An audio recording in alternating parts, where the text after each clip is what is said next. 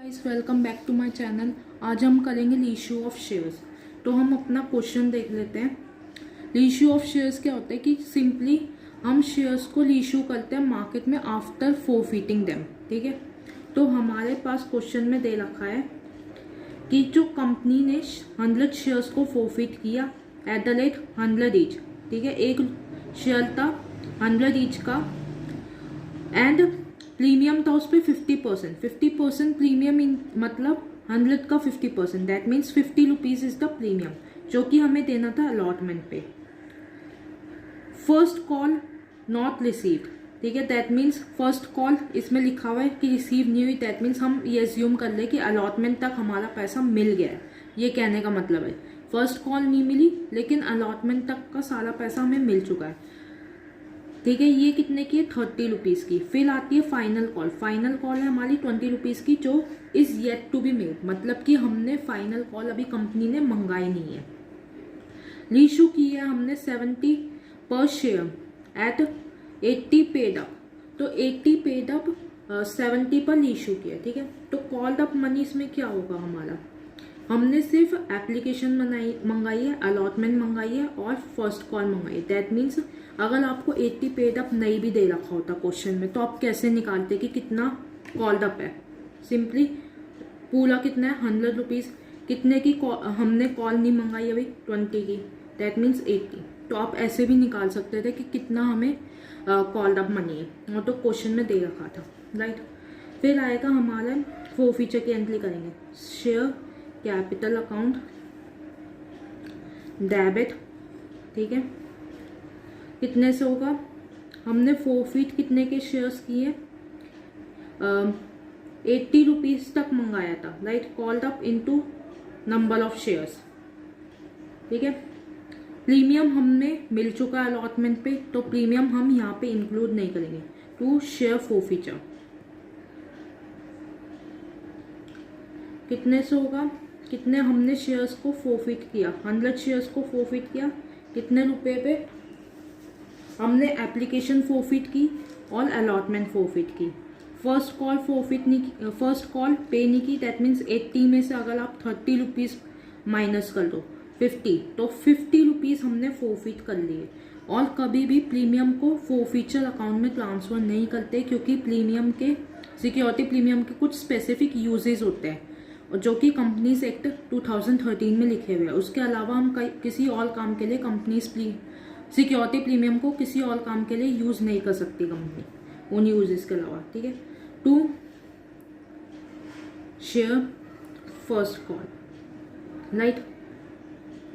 First call कितने की थी हमारी यहाँ पे? 30 रुपीज़। दैट मीन्स 8000, 5000 और 3000। अब आप इसको टोटल करोगे तो ये 8000 आ जाएगा। इसको first call to share first call की जगह हम ये भी एंट्री डाल सकते थे, शेयर कैपिटल। ठीक है, 8000 टू शेयर फोरफीचर। ठीक है, to call in arrears. Amount same रहता 5000, 3000, राइट। तो हम शेयर फर्स्ट कॉल की जगह कॉल इन एलियस अकाउंट भी डाल सकते थे। Call in arrears simply means जो भी हमें पैसा नहीं मिला। अब हम रीइश्यू करेंगे, तो सबसे पहले रीइश्यू करेंगे तो हमारे पास क्या आएगा? मनी आएगा। तो बैंक अकाउंट कितना आएगा? 70 रुपीज़ पे रीइश्यू किए, राइट। तो 70 इंटू 100 कितने? टोटल सारे शेयर्स हमने रीइश्यू कर दिए 7000 to share capital account, right. कितने हमने कितने रुपए के फोरफीट किए थे? 80 इंटू 100, 8000। हम बेसिकली इसको हमने जब कैंसिल कर दिए थे अलॉटेड शेयर्स, अब हम दोबारा से रीइश्यू कर ले तो हम इसको क्रेडिट करेंगे और यहाँ पे शेयर फोरफीचर ये बैलेंसिंग फिगर हो जाएगा हमारा, राइट। एंड इसमें आएगा हमारा 1000। दैट मीन्स इसका मतलब हुआ कि कंपनी ने 100 शेयर्स पे 10 रुपये का डिस्काउंट दिया, 10 ईच। ₹10 का डिस्काउंट दिया है। आप ये निकाल सकते हो सिंपली, इसको 100 से डिवाइड करोगे तो आपको 10 मिल जाएगा। दैट मीन्स एक शेयर पे ₹10 का डिस्काउंट आपको मिला है, इस टाइप से। फिर अब हमारा क्या बचा, यहाँ पे देखो हमारा है 5000 क्रेडिट में शेयर फॉरफीचर, यहाँ पे है 1000। दैट मीन्स हमारे पास 4000 का अभी भी क्रेडिट बैलेंस है।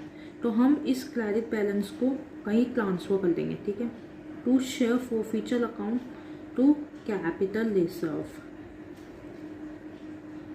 कैपिटल रिजर्व में क्यों ट्रांसफ़र किया, क्योंकि ये एक कैपिटल नेचर का प्रॉफिट है। अगर आप देखो तो कंपनी का कोई काम नहीं होता कि वो शेयर्स को फोरफीट करे और उससे पैसे कमाए, ये कंपनी का काम नहीं होता। ये कभी कभी हो जाता है, बाई चांस अगर कोई शेयर होल्डर डिफ़ॉल्ट कर दे तो कंपनी फोरफीट करके रीइश्यू कर देती है। तो ये कैपिटल नेचर की ट्रांजेक्शन से, क्योंकि ये रिकरिंग नेचर की नहीं होती, कभी कभी होती है ऐसी चीज़ें। 4000 राइट। अब ये तो सिंपल हो गया। अगर आपको ये कह दिया होता कि पूरे के पूरे 100 शेयर्स इशू नहीं किए, हमने सिर्फ इशू किए 50 शेयर्स एट द रेट 70, ठीक है, इतने पे इशू किए लेकिन 50 इशू किए, तो हमारी रीइशू फॉरफीचर की तो सेम एंट्री रहती। फॉरफीचर की तो यही हम एंट्री डालते, ठीक है, ये या फिर ये, कोई भी दोनों में से एक जो भी आपको पसंद है वो डाल लेना। लेकिन जो रीइशू की एंट्री होगी वो चेंज हो जाएगी। बैंक अकाउंट डेबिट, ठीक है, कितने से होगा, हमें 70 पे इशू किया है 50 shares. That means 3500 to share capital. अब आप देखो शेयर कैपिटल हम जो क्रेडिट कर लिया, अब हमने कितने इशू किए, सिर्फ 50 शेयर्स इशू किए, ठीक है, री इशू किया है, तो 50 शेयर्स ही आएंगे यहाँ पे, कितने के, 80 पेड अप था, राइट। तो हमारा कितना हुआ, 4000, और ये जो बैलेंस है चला जाएगा शेयर फॉरफीचर अकाउंट, ठीक है, डेबिट, कितने से, 500 से। अब अगर मुझे कोई कहे कि भाई कितने शेयर्स, कितने रुपए का मैंने डिस्काउंट दिया है पर शेयर, तो अभी भी 500 डिवाइडेड बाय कितने, 50 शेयर्स, दैट मीन्स ₹10 का अभी भी मैंने डिस्काउंट दिया है पर शेयर, ठीक है। अब जब मैं ट्रांसफ़र करना है मुझे, अब देखो, अब हम जो ट्रांसफ़र करेंगे share forfeiture account to capital reserve, तो हम पूरा ये नहीं है कि हम क्या, ऐसा नहीं करेंगे कि आपने कहा कि ठीक है यहाँ पे 5000 है और यहाँ पे 500 है तो हम 45 ट्रांसफ़र कर देते हैं, ऐसा नहीं होगा, क्योंकि हमने पूरी शेयर्स इशू ही नहीं किए। तो जितने शेयर्स इशू किए उसी का अमाउंट हम ट्रांसफ़र करेंगे कैपिटल रिजर्व में। तो यहाँ पे कितना था, 5000, कितने शेयर्स का, 100 शेयर्स का, दैट मीन एक शेयर का 50 रुपये था, ठीक है। यहाँ पे आपको सिंपली पता लग रहा है कि एक शेयर का 50 रुपये था, तो हमने उस 50 रुपये में से, यहाँ पे हमें पता लगा 10 रुपये, आप ऐसा कर लो या फिर आप सिंपल करो 50 × 50, दैट मीन्स ये तो है हमारा फॉरफीटेड अमाउंट, ठीक है। ये नंबर ऑफ शेयर्स रीइश्यूड, ठीक है, ये पर शेयर है, एक शेयर में हमने 50 रुपये फॉरफीट किए, ठीक है, और रीइश्यू कितने किए, सिर्फ 50, दैट मीन्स हमारे पास कितने का था, 2500 का क्रेडिट बैलेंस है इस 50 शेयर्स के लिए शेयर फॉरफीचर का, और हमने कितने रुपए डेबिट कर दिए, 500, दैट मीन्स हमें 2000 रुपीज़ ट्रांसफ़र करने टू आवर कैपिटल रिजर्व। एक और बात समझ लेते हैं ये कॉन्सेप्ट, देखो 50, ये देखो हमने यहाँ पे जो लिखा था, यहाँ से हमें बहुत बेनिफिट हुआ, हमें पता लग गया कि भाई 50 रुपीज़ हमने फॉरफीट किए एक शेयर पे, ठीक है, कितने शेयर पे 50 रुपीज़ फॉरफीट किए, एक पे। तो अब मुझे ये चाहिए कि कितने शेयर्स मैंने रीइशू किए, 50 शेयर्स रीइशू किए, तो मैंने कहा कि भाई पहले मैं 100 शेयर्स का निकालूँ, फिर उसको कन्वर्ट करूँ 50 शेयर्स में। इतना काम क्यों करूँ जब मुझे पता है कि एक शेयर पे मैंने 50 रुपीज़ फॉरफिट किए, तो मैं सीधा करूँ कि 50 शेयर से उनको मल्टीप्लाई कर दूँ, तो मुझे पता लग जाएगा कि भाई मैंने 50 शेयर्स पे कितना अमाउंट फॉरफिट किया है, 2500 फॉरफिट किया टोटल, और 2500 में से मैंने 500 का तो डिस्काउंट दे दिया है। दैट मीन्स कि मेरे पास 2000 रुपीज़ है जो मैंने कैपिटल रिजर्व में ट्रांसफ़र करने हैं। अब ये कुछ दिन बाद, लेट्स से 20 दिन बाद हमें कहते हैं कि दोबारा से एंट्री डालो, दोबारा से हमने 50 शेयर रीइशू कर दिए, तो सेम प्रोसीजर फॉलो होगा यहाँ पे फिर से, क्योंकि आपने देखो सिर्फ जो ये वाले रीइशू शेयर्स थे, सिर्फ यही वाला आपने निकाला 2500 रुपये।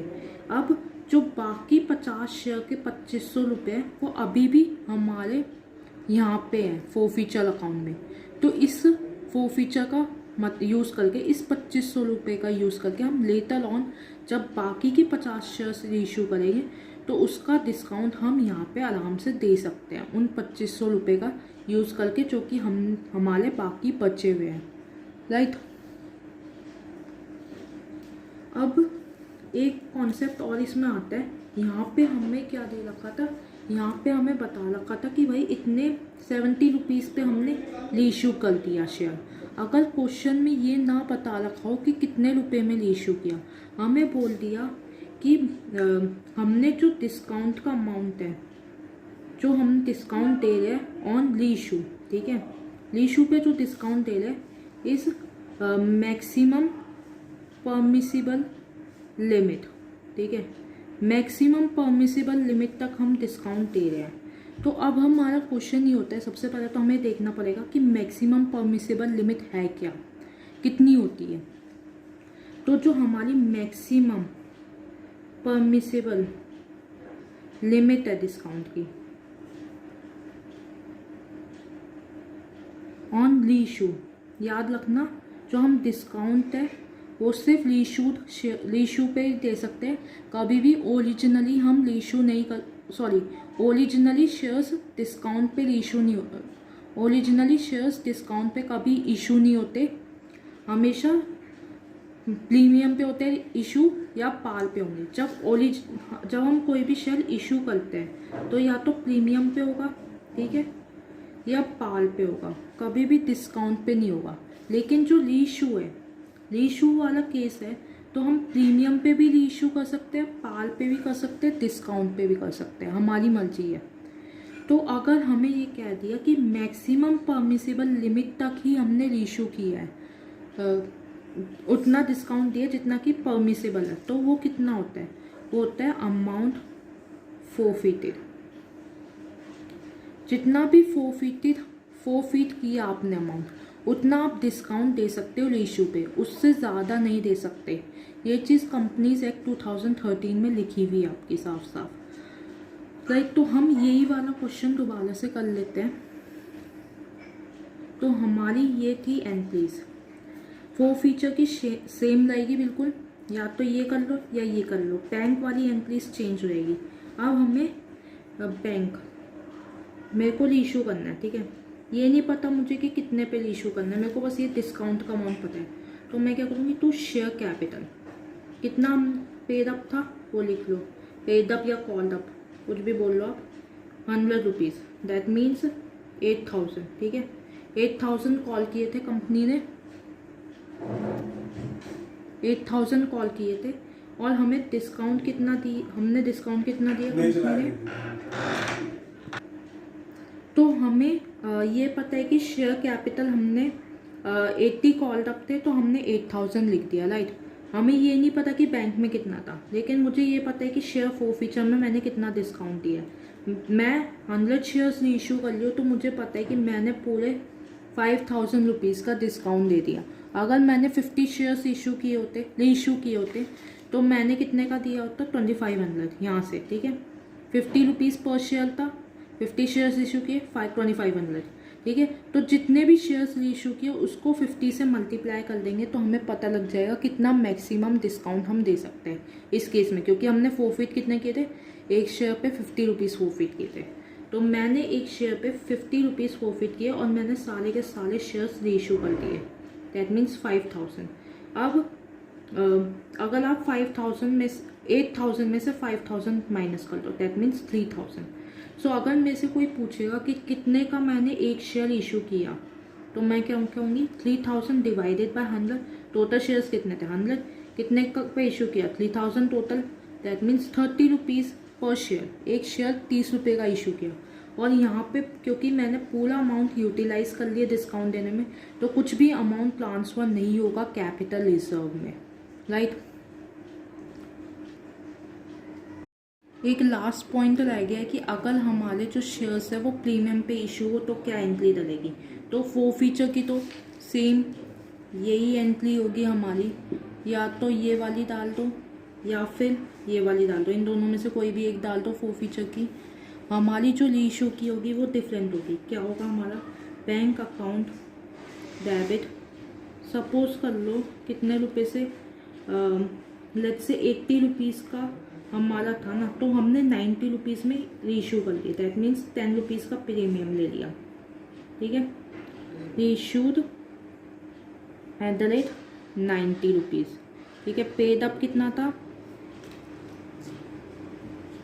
पेड अप था हमारा 80 रुपीज़, ठीक है। तो मैंने 90 पे रीइशू किया टू शेयर कैपिटल, राइट। कितने थे 80 रुपीज़, 100 शेयर्स, दैट मीन्स 8000 9000। तो हमारा जो बैलेंसिंग फिगर होगा वो होगा सिक्योरिटी प्रीमियम अकाउंट, ठीक है 1000।